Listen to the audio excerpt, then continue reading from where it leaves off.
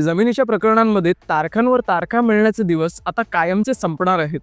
राज्य सरकारने एक असा नियम काढला आहे ज्यामुळे तुमची कोर्ट कचेरीची कामं आता सुसाट धावणार आहेत. नेमकं काय घडलंय?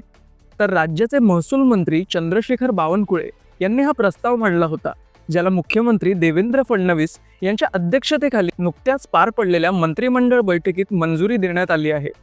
राज्य सरकारने महाराष्ट्र जमीन महसूल संहिता याच्या कलमांमध्ये मोठी सुधारणा केली आहे. मुख्य म्हणजे कलम 230 यामध्ये बदल करून आता ईमेलद्वारे नोटीस बजावणे कायदेशीर ठरवण्यात आले आहे. आत्तापर्यंत मंत्रालयात जमिनीशी संबंधित जवळपास 12,000 प्रकरणं फक्त नोटीस वेळेवर न मिळाल्यामुळे रखडली होती. आता थेट तुमच्या अधिकृत ईमेल ID वर नोटीस येणार.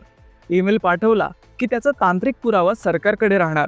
त्यामुळे आता समोरचा पक्ष नोटीस मिळाली नाही अशी खोटी सबब सांगू शकणार नाही.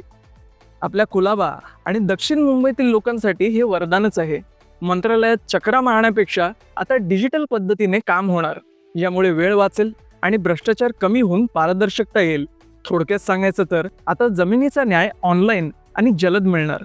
मी दीपेश पवार, कुलाबा न्यूज 24.